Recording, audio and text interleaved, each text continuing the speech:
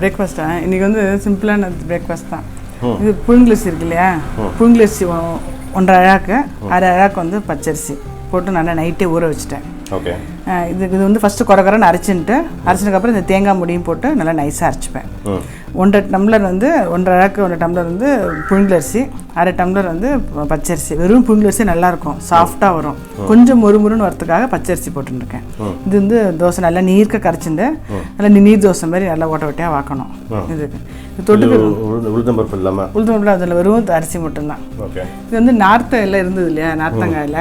So அதில் வந்து சட்னி பண்ணலான்னு இருக்கேன். இந்த நார்த்தங்காயில் இந்த வேறு மட்டும் எடுத்துட்டு இப்படி பண்ணி வச்சுருக்கேன். இப்படியா நார்த்தங்காயை ஒரு நார்த்தங்காய் இலை, கொஞ்சம் தேங்காய், 1 ஸ்பூன் கடலைப்பருப்பு, 1 ஸ்பூன் உளுத்தம்பருப்பு, தேவைக்கேற்ற அளவுக்கு மிளகா, புளி, இதெல்லாம் வறுத்துட்டுருவேன். இந்த துவரம்பருப்பு உளுத்தம்பருப்பு, கடலைப்பருப்பு, இந்த பச்சை மிளகாய் வறுத்து எல்லாம் வதக்கிட்டு எல்லாம் ஒன்றா போட்டு அரைச்சிட்டுருவேன். இலையை வதக்க வேண்டாம், நார்த்தையில் அப்படியே இருக்கணும். புளி உப்பு போட்டு அரைச்சிப்பேன். அதுக்கு நார்த்தை இலைக்கு ஏதாவது கணக்கு இருக்கா இல்லை எவ்வளோ எடுத்துக்கலாம்? எவ்வளோ வேணா எடுத்துக்கலாம். நான் ஒரு 8 எடுத்துட்டுருக்கேன். 8 எடுத்துட்டுருக்கேன். ஒரு தேங்காய் மூடி கொஞ்சம் தேங்காய் எடுத்துட்டுருக்கேன். நம்ம இது ஏற்கனவே இந்த நார்த்தங்காயில் ஒரு வேப்பிலை கட்டி அது ஓமம் போட்டு அது தயிர் சாதத்துக்காக அப்படியே வைக்கிறது. இது வந்து தோசைக்குனால கொஞ்சம் அதனால பச்சை மிளகா போட்டுருந்தேன். அதுக்கு வந்து கார மிளகா போட்டுக்கணும். இதுக்கு வந்து பச்சை மிளகா, அதுக்கு பருப்புலாம் கிடையாது. இதில் ஓமம் கிடையாது. இது ஓமம் கிடையாது.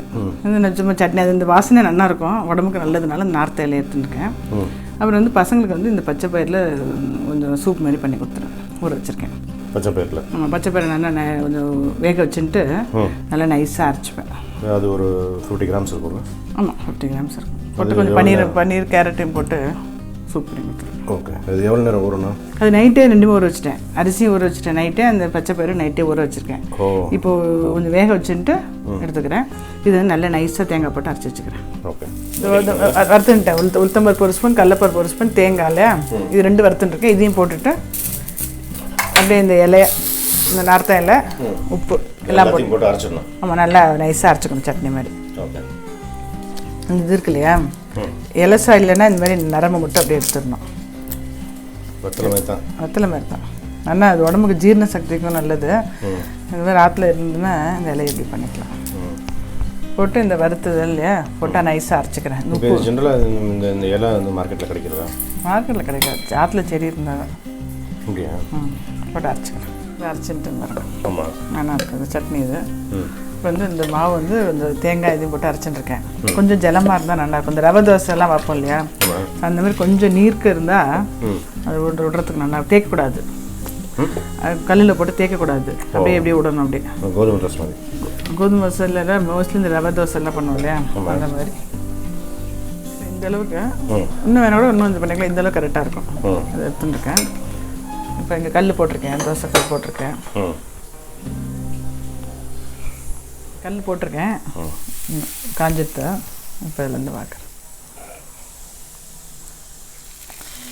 இப்படி விட்டா போகிறோம்.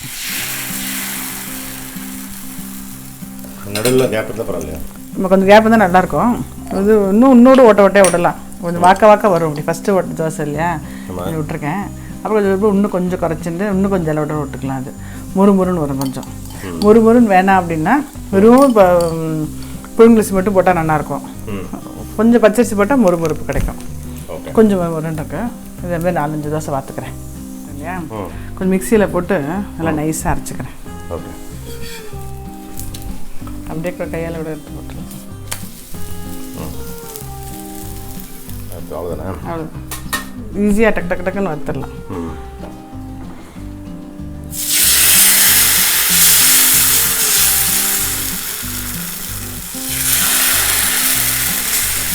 இந்த எண்ணெய் கூட ஜாஸ்தியாக விட வேண்டாம். எண்ணெயை இதுமாரி போட்டுட்டு திருப்பி போட்டதுக்கப்புறம் எண்ணெய் விட்டால் இன்னும் நல்லாயிருக்கும். ஆமாம், நார்மல் தோசைக்கு அப்படி தான். நார்மல் தோசை சொல்கிறேன் அதான். இல்லை, ஆமாம்.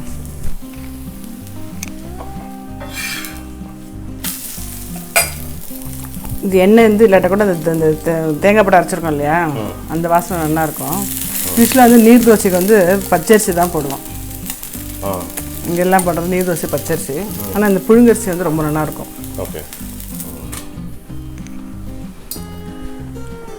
முருகலை பிடிக்காது ரொம்ப. ரொம்ப நீர் தோசை வந்து அப்படியே சாஃப்டாக இருக்க மாதிரி இருக்கும். அது ஒரு மாதிரி டேஸ்ட், இது ஒரு மாதிரி டேஸ்ட். கொஞ்சோண்டு நெய் போட்டுன்ட்டு, ஆக்சுவலாக கோஸ் பிடிக்கிற வரைக்கும் கோஸ் நல்லது போடலாம், சும்மா ஒரு வாயில் படுறதுக்காக. சூப்பில் நான் வந்து என்னென்னா கொஞ்சோண்டு கேரட் நறுக்கி வச்சுருக்கேன். அப்படி இந்த கேரட்டையும் போட்டுட்டு இந்த பன்னீர் கொஞ்சம் எடுத்து வச்சேன். ஆற்றுல பண்ண பன்னீர் இருந்தது, அதையும் கொஞ்சம் அப்படியே போட்டுட்டு லேசாக வதக்கிட்டு கொஞ்சம் உப்பு மிளகு பொடி போடணும். இந்த இதை அரைச்சி வச்சுருக்கேன் பாருங்கள், அந்த பச்சை பயிறு வேக வச்சதை கொஞ்சம் மிக்சியில் போட்டு வச்சுருக்கேன். அதையும் போட்டு ஒரே ஒரு கொதி வந்து இறக்கினா போகிறோம், ரொம்ப கொதி வேண்டாம், கொஞ்சம் ஒரே கொதி. ஓகே. இந்த சூப் வந்து அப்படைசர் மாதிரி இல்லை, சாப்பிட்றதுக்கு முன்னால்? ஆமாம், அப்படைசர் வேணும். இன்னும் என்னென்னா வெறும் அரிசியில் தோசை பண்ணுறோம் இல்லையா, இன்னும் ஸ்ட்ரென்த் இல்லைன்றதுக்காக கொஞ்சம் இந்த காய் போட்டிருக்கேன். ஃபஸ்ட்டு இதை கொடுத்துட்டு நீங்களாம் சாப்பிட்டதுக்கப்புறம் வாத்து கொடுக்குறதுக்கு சரியாக இருக்கும். ரொம்ப வதக்க வேண்டாம், ஓரளவுக்கு வதக்கிட்டேன். இப்போ வந்து இதையும் போட்டுட்டு பச்சை பயிறு கேரட்டு பன்னீர். ஆமாம், நம்ம என்ன வேணால் போட்டுக்கலாம். ஆமாம், கோஸ் போட்டுக்கலாம், என்ன காய்கறி வேணுமோ கொஞ்சம் போட்டுக்கலாம். என்னென்னா சும்மா அது சாப்பிடும்போது விரும்ப இல்லாமல் கொஞ்சம் வாயில் படட்டுன்றதுக்காக போட்டேன். இது என்ன காய்கறி? காரத்துக்கு என்ன போடுறது? மிளகு பொடி, கொஞ்சம் மிளகு பொடி போடலாம்ல? நிறைய போடும். ஆனால் கோஸ் போட்டால் கொஞ்சம் காரம் இருக்கும். கோஸ் அது நல்லாயிருக்கும். கொஞ்சம் குடமிளகா கோஸ் ரெண்டுத்தையும் நல்லா சீச்சுன்ட்டு போடலாம். இதை போட்டுட்டு கொஞ்சோண்டு இது போட்டுருவேன்,